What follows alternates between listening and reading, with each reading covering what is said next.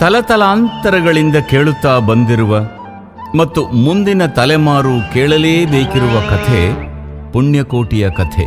ಇದು ಸತ್ಯದ ಕಥೆ, ಇದು ಪ್ರಾಮಾಣಿಕತೆಯ ಕಥೆ. ಪುಣ್ಯಕೋಟಿ ಕಥೆಯಲ್ಲಿ ಬರುವ ಸೌಮ್ಯ ಸ್ವಭಾವದ ಸಾತ್ವಿಕ ಗೋವು ಪುಣ್ಯಕೋಟಿ. ಖೂಳ ವ್ಯಾಘ್ರನ ಆಕ್ರಮಣಕ್ಕೆ ತುತ್ತಾಗಿ ತನ್ನ ತಾಳ್ಮೆ, ಸಹನೆ ಮತ್ತು ಸತ್ಯನಿಷ್ಠೆಯಿಂದ ದುರುಳ ವ್ಯಾಘ್ರನ ಮನಸ್ಸನ್ನು ಪರಿವರ್ತಿಸುವ ಕಥೆ ಈ ಪುಣ್ಯಕೋಟಿಯ ಕಥೆ. ಪುಣ್ಯಕೋಟಿ ಎಂಬ ಹಸುವು ತನ್ನ ಕಂದನ ನೆನೆದುಕೊಂಡು ಮುನ್ನ ಹಾಲನು ಕೊಡುವೆನೆನು ತಾ ಚಂದದಿ ತಾ ಬರುತ್ತಿದೆ.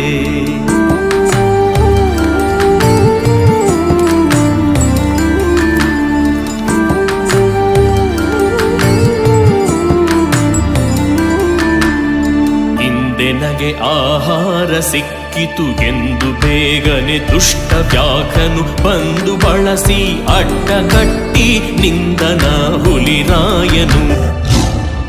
ಮೇಲೆ ಬಿದ್ದು ನಿನ್ನ ನೀಗಲೆ ಬೀಳ ಹೊಯ್ವೆನು, ನಿನ್ನ ಹೊಟ್ಟೆಯ ಸೀಳಿ ಬಿಡುವೆನು ಎನ್ನುತ್ತ ಕೋಪದಿ ಖೂಳ ವ್ಯಾಘ್ರನು ಕೂಗಲು.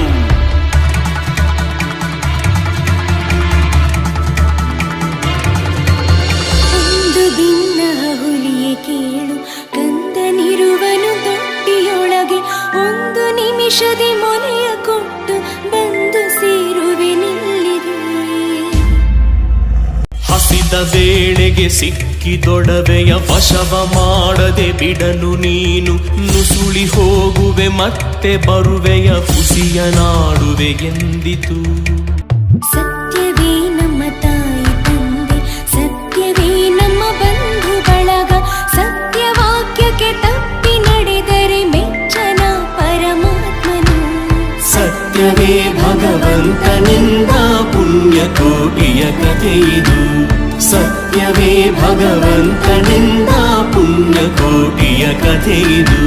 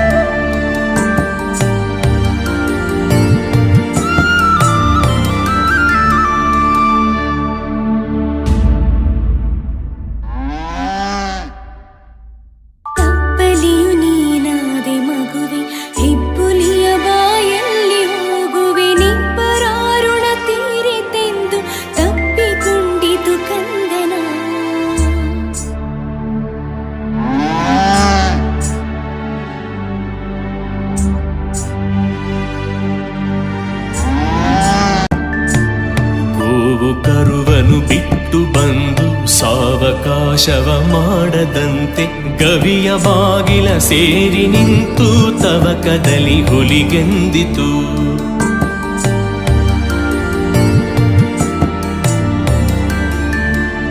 ಖಂಡವಿದೆಕೋ ಮಾಂಸವಿದೆಕೋ ಗುಂಡಿಗೆಯ ಬಿಸಿ ರಕ್ತವಿದೆಕೋ. ಖಂಡವಿದೆಕೋ ಮಾಂಸವಿದೆಕೋ ಗುಂಡಿಗೆಯ ಬಿಸಿ ರಕ್ತವಿದೆಕೋ. ಚಂಡ ವ್ಯಾಘ್ರನೆ ನೀನಿದೆಲ್ಲವನುಂಡು ಸಂತಸದಿಂದಿರು.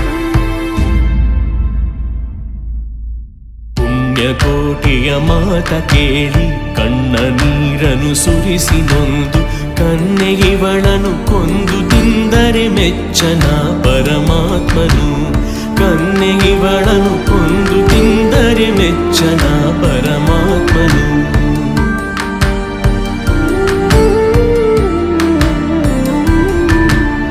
ಎನ್ನ ಒಡ ಹುಟ್ಟಕ್ಕ ನೀನು ನಿನ್ನ ಕೊಂದು ಏನ ಪಡೆವೆನು ಎನ್ನುತ್ತಾ ಹುಲಿ ಹಾರಿ ನೆಗೆದು ತನ್ನ ಪ್ರಾಣವ ಬಿಟ್ಟಿತು.